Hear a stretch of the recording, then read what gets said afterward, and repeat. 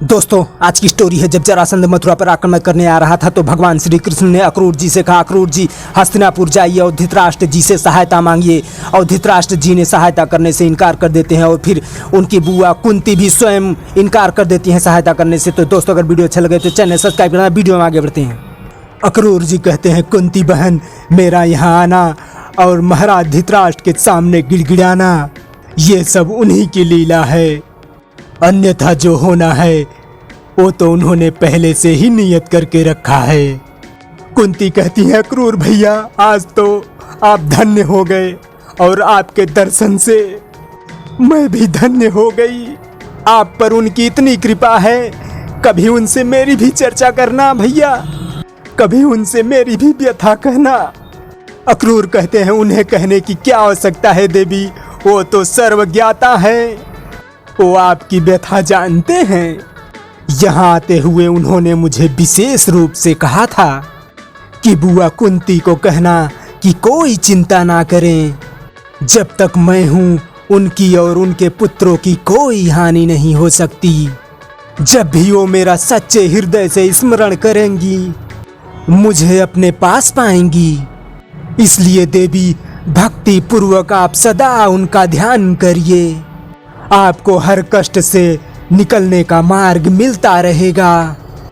कुंती हाथ जोड़ते हुए कहती है, हे सर्वेश्वर, आपको इस अभागिन का इतना ध्यान है, यही सोचकर मैं गदगद हो उठी हूँ।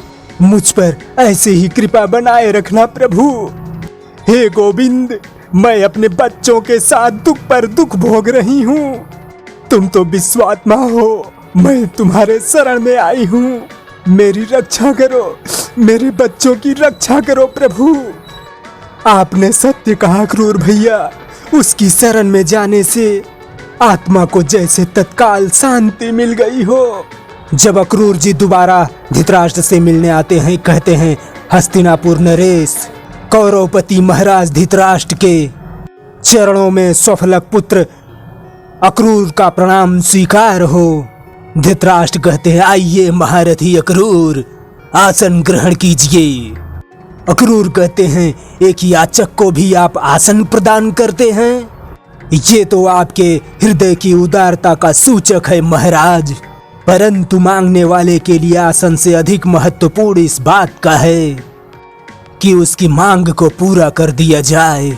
और आपकी उदारता से मुझे यही आशा है कि जिस सहायता की याचना मैंने की है, आप उस सहायता का आश्वासन अवश्य मेरी झोली में डाल देंगे। आपके श्री मुख से इसी आश्वासन के साथ आशा लिए मैं आपकी सेवा में खड़ा हूँ महाराज। धृतराष्ट्र कहते हैं, महारथी अक्रूर, महारथी अक्रूर, हमने आपकी मांग पर बहुत गहराई से सोच विचार किया है और अपने मंत्रियों से मंत्रणा भी की है। हम सब इस बात से सहमत हैं कि आपकी मांग उचित है। मथुरा पर आए हुए संकट को टालने के लिए यदि संभव हो हमें महाराज उग्रसेन की सहायता अवश्य करनी चाहिए। और ये इसलिए भी आवश्यक है क्योंकि महारानी कुंती के रिश्ते से मथुरा राज्य के साथ हमारा घनिष्ठ संबंध भी है। परंतु ये तभी हो सकता है यदि ऐसा करना संभव हो। तो ये कितना बड़ा दुर्भाग्य है कि ऐसा करना आज हमारे लिए संभव नहीं है, क्योंकि मथुरा राज्य की तरह हस्तिना राज्य पर भी एक संकट है।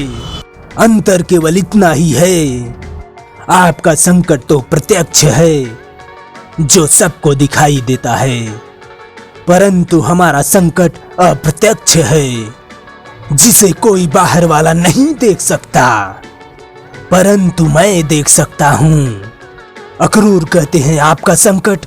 धृतराष्ट्र कहते हैं, हाँ अक्रूर जी, आज चारों ओर से शत्रुओं की आंखें हस्तिनापुर के राज सिंहासन पर गड़ी हुई हैं, क्योंकि सब जानते हैं यहाँ का राज्य परिवार बड़ा ही निर्बल है। राजा अंधा है और सब राजकुमार बालक छोटे छोटे हैं। ऐसे समय में किसी भी समय हम पर आक्रमण हो सकता है अक्रूर जी। ऐसी परिस्थिति में यदि हमने अपनी सेना मथुरा की सहायता के लिए भेज दी उसका अर्थ होगा स्वयं मृत्यु को बुलावा देना। और मथुरा की रक्षा करने के लिए हम हस्तिनापुर को संकट में नहीं डाल सकते। अक्रूर जी, आप जाकर महाराज उग्रसेन से कह दीजिएगा कि हमें बड़ा खेद है कि इस समय हम उनकी कोई सहायता नहीं कर सकते। हाँ, हम भगवान से प्रार्थना अवश्य करेंगे कि वो उनकी सहायता करें। अक्रूर कहते हैं आप इतना ही करेंगे वो भी पर्याप्त होगा महाराज, क्योंकि जब भगवान ही उनकी सहायता करेंगे फिर उन्हें दूसरे की सहायता की आवश्यकता ही कहाँ होगी। आपके इस सद्भावना के लिए मैं अपने महाराज की तरफ से आपको धन्यवाद देता हूँ। तो दोस्तों, अब तक वीडियो आपको कैसा लगा, ठीक ठाक लगा हो तो भैया प्लीज चैनल सब्सक्राइब कर देना, वीडियो को लाइक शेयर भी कर देना। वीडियो देखने के लिए धन्यवाद, थैंक यू, जय हिंद।